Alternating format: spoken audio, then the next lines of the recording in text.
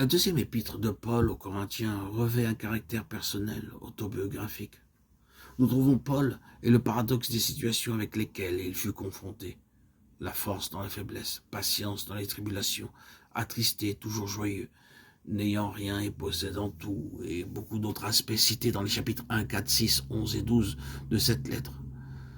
Ce paradoxe sera aussi celui du croyant, qui a fait don de tout son être à Dieu, car ce paradoxe est de Dieu. C'est sa méthode pour obtenir ce qu'il désire. Il ne saurait y avoir la véritable connaissance sans le brisement, et le Saint-Esprit n'a d'autre but. Tout nouveau brisement aura toujours pour effet une croissance de la connaissance de la personne de Christ, une manifestation plus pleine des vertus de cette vie. Et l'œuvre subjective de la croix va se poursuivre pour que soit maintenu en nous un état de faiblesse et de dépendance. La douceur et l'humilité, comme toutes les vertus de sa vie, sont inimitables, que ce soit l'amour, la patience, la joie, la bonté. La voix douce d'une personne n'indique pas nécessairement la douceur. Elle peut au contraire cacher une volonté dure. Toute maîtrise de soi pour manifester l'une de ces vertus est une preuve assurée qu'elle n'est pas en nous. Au début de ma vie chrétienne, j'exerçais le contrôle de moi-même afin d'avoir bonne contenance dans les situations ou circonstances diverses que je rencontrais et m'attachais à avoir un visage qui exprimait la joie, car c'était la compréhension que j'avais alors. Un chrétien ne pouvait être que joyeux en raison de son salut, et je ne comprenais pas qu'un aussi grand homme que Néhémie pouvait avoir le visage triste. Je craignais de m'entendre dire « Votre visage n'est pas aussi joyeux qu'hier ». C'est là la stupidité de l'homme naturel en nous. Paraître. L'imitation du divin est une impossibilité absolue. Ce que Dieu fait en nous s'exprime naturellement et notre âme ne pourra jamais produire cela. Nous resterons jusqu'à la fin de notre séjour ici-bas des vases de terre et rien d'autre.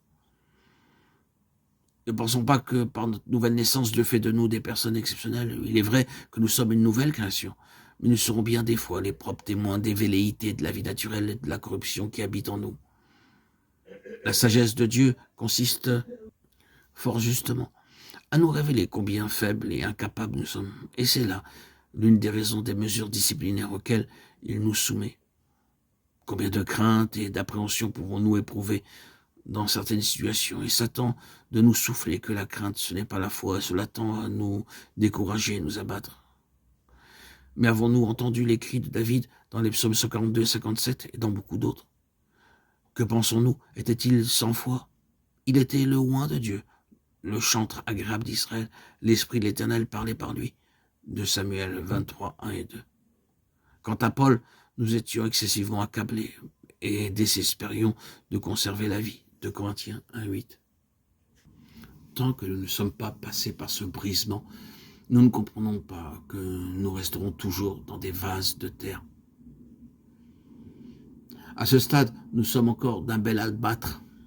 La discipline de l'esprit s'attache à briser notre volonté propre, et ceci explique que ceux qui sont passés par le chemin de la discipline, qui ont été éclairés, sont caractérisés par le trait de la douceur, car un esprit doux et paisible est d'un grand prix aux yeux de Dieu.